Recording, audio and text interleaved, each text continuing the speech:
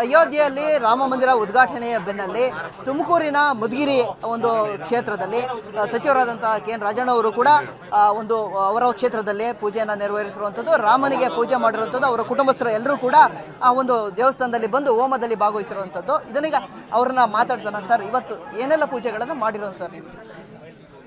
ಇದು ಇಲ್ಲಿನ ಶ್ರೀರಾಮ ದೇವಸ್ಥಾನ ನನ್ನ ಕುಟುಂಬದ ಅಂದರೆ ನನ್ನ ಹೆಂಡತಿಯವರ ಮನದೇವರು.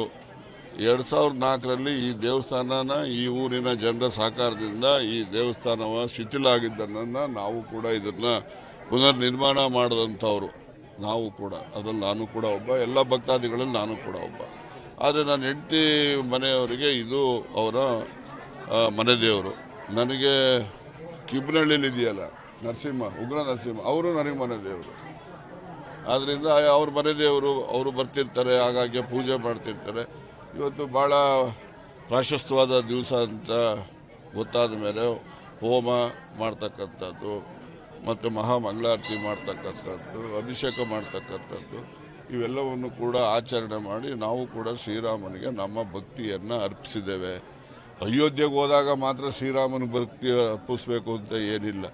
140 ಕೋಟಿ ಜನರಲ್ಲಿ ಅವರವ್ರು ಇರ್ತಕ್ಕಂಥ ಜಾಗದಲ್ಲೇ ಶ್ರೀರಾಮನಿಗೆ ಗೌರವವನ್ನು ಸಲ್ಲಿಸಲಿಕ್ಕೆ ನಮ್ಮ ಧರ್ಮದಲ್ಲಿ ಅವಕಾಶ ಇದೆ. ಅದನ್ನು ನಾನು ಮಾಡಿದ್ದೇನೆ ಅಷ್ಟೇ. ಸರ್, ಈಗ ಜನರು ಬಿಜೆಪಿ ರಾಮನ ಪೂಜೆ ಮಾಡ್ಬೇಕಾ, ಕಾಂಗ್ರೆಸ್ ರಾಮನ ಪೂಜೆ ಮಾಡ್ಬೇಕಾ, ಯಾವ ರಾಮನ ಪೂಜೆ ಮಾಡ್ಬೇಕಾ ಸರ್? ಅವ್ರಿಗೆ ಸೇರಿದ್ದು, ಜನರಿಗೆ ಪೂಜೆ ಮಾಡುವಂಥ ಜನರಿಗೆ ಸೇರಿದ್ದು ಅಷ್ಟೇ. ಈಗ ದೇಶದಲ್ಲಿ ನಡೀತಿರುವಂಥ ರಾಮ ಯಾವ ರಾಮನ ಪೂಜೆ ಮಾಡ್ತಾರೆ? ಈ ರಾಮ ಯಾರು ಅಂತ ಹೇಳಿದ್ರೆ ಈಗಾಗಲೇ ಪ್ರಚಲಿತ ಆಗಿದೆಯಲ್ಲ, ಅಯೋಧ್ಯೆಯಲ್ಲಿ ಇರ್ತಕ್ಕಂಥದ್ದು ಮೋದಿ ರಾಮ ಅಂತ ಹೇಳಿ. ನಾವು ಬೇಕಾಗಿರೋದು, ನಮಗೆ ದಶರಥ ರಾಮ ಬೇಕಾಗಿರೋದು, ಮೋದಿ ರಾಮ ಬೇಕಾಗಿರೋದು. ಅದಕ್ಕೋಸ್ಕರ ನಾವು ನಮ್ಮ ಜಾಗದಲ್ಲಿರ್ತಕ್ಕಂಥ ಭಾಳ ಶ್ರೇಷ್ಠವಾದಂತಹ ಇತಿಹಾಸ ಇರ್ತಕ್ಕಂಥ ರಾಮನ ದೇವಸ್ಥಾನಗಳೇ ಇದ್ದಾವೆ. ಈಗ ಅದರಲ್ಲಿ ಇಲ್ಲಿನ ಕಿತ್ತಗಳಲ್ಲಿರ್ತಕ್ಕಂಥ ಶ್ರೀರಾಮನ ದೇವಸ್ಥಾನವೂ ಕೂಡ ಒಂದು. ಈ ದೇವಸ್ಥಾನದಲ್ಲಿ ಅಲ್ಲಿ ಅಭಿಷೇಕ, ಹೋಮ, ಮಹಾಮಂಗಳಾರತಿ ಎಲ್ಲನೂ ಕೂಡ ಇವತ್ತು ನಾವು ಭಾಳ ಶ್ರದ್ಧಾ ಭಕ್ತಿಯಿಂದ ಅರ್ಪಿಸಿದ್ದೇವೆ ರಾಮನಿಗೆ ಗೌರವವನ್ನು. ಸರ್, ಪ್ರಾರಂಭದಲ್ಲಿ ಹೋಗ್ಬಾರ್ದು, ಅಯೋಧ್ಯೆಗೆ ಹೋಗ್ಬಾರ್ದು ಅನ್ನೋ ಒಂದು ಮಾತನ್ನ ಕಾಂಗ್ರೆಸ್ನಲ್ಲಿ ವ್ಯಕ್ತವಾಗಿತ್ತು. ಕಾಂಗ್ರೆಸ್ನಲ್ಲಿ ಆ ನಂತರ ನೀವು ಕೂಡ ಬೊಂಬೆಯನ್ನು ಒಂದು ಹೋಲಿಸಿ ಮಾತಾಡಿದ್ದೀರಿ. ಸೊ ಇದೆಲ್ಲ ಡ್ಯಾಮೇಜ್ ಕಂಟ್ರೋಲ್ಗೆ ಈಗ ಮುಂದಾಗೋರೆ ಅನ್ನೋ ಯಾವ ರೀತಿಯಾಗಿ ಅರ್ಥೈಸ್ಬೋದು ಸರ್? ಇದು ಡ್ಯಾಮೇಜೇ ಇಲ್ಲ, ಕಂಟ್ರೋಲ್ ಏನ್ರಿ ಬರ್ತದಪ್ಪ? ನೀವೇ ಹುಟ್ಟಿಸ್ತೀರಿ ಡ್ಯಾಮೇಜ್ ಕಂಟ್ರೋಲ್. ಏನು ಡ್ಯಾಮೇಜು? What is that? ಗೊಂಬೆ ಅನ್ನೋ ಒಂದು ಪದನ ಉಪಯೋಗ. ಗೊಂಬೆ ಈಗ ನವರಾತ್ರಿನಲ್ಲಿ ಗೊಂಬೆ ಪೂಜೆ ಮಾಡಲ್ವೇನ್ರಿ? ಗೊಂಬೆ ಪೂಜಾರ್ಹ ಅಲ್ವಾ? ಗೊಂಬೆ ಪೂಜಾರ್ಹ ಅಲ್ವೇನ್ರಿ? ಸುಮ್ಮನೆ ನೋಡಿ, ಏನೋ ಅವರು ಏನಾಗ್ಬಿಟ್ಟಿದೆ, ಈ ಕಾಂಗ್ರೆಸ್ ಇರ್ಬೋದು, ಬೇರೆ ಪಕ್ಷದಲ್ಲಿ ಬುದ್ಧಿವಂತರ ಸಂಖ್ಯೆ ಕಮ್ಮಿ. ಆ BJPನಲ್ಲಿ ಏನಾಗ್ತದೆ, ಅವರು ಸುಳ್ಳುಗಾರರ ಸಂಖ್ಯೆಗಳು ಹೆಚ್ಚಿದೆ. ಸುಳ್ಳನ್ನೇ ಸತ್ಯ ಮಾಡೋಂಗೆ ಒಂದೊಂದು ಸುಳ್ಳೆ 106 ಸರಿ ಹೇಳ್ಬಿಡ್ತಾರೆ.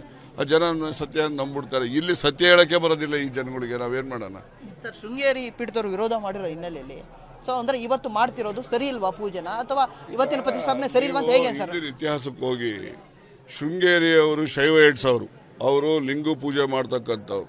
ಅವರು ಶ್ರೀರಾಮನಾಗಲಿ ವಿಷ್ಣುನಾಗಲಿ ಪೂಜೆ ಮಾಡೋರಲ್ಲ ಅವರು. ಅದೆಲ್ಲ ಗೊತ್ತಿದೆಯಾ ಭಾಳ ಜನಕ್ಕೆ?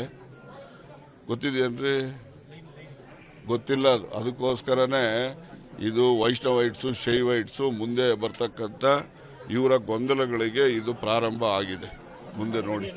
ಇದಿಷ್ಟು ಸಚಿವ ಕೆ.ಎನ್. ರಾಜಣ್ಣ ಅವರ ಮಾತಾಗಿರುವಂಥದ್ದು. ಕ್ಯಾಮ್ರಾ ಪರ್ಸನ್ ಯೋಗೇಶ್ ಜೊತೆ ಮಾಂತೇಶ್ ಕುಮಾರ್, ಏಷ್ಯಾನೆಟ್ ಸುವರ್ಣ ನ್ಯೂಸ್, ತುಮಕೂರು.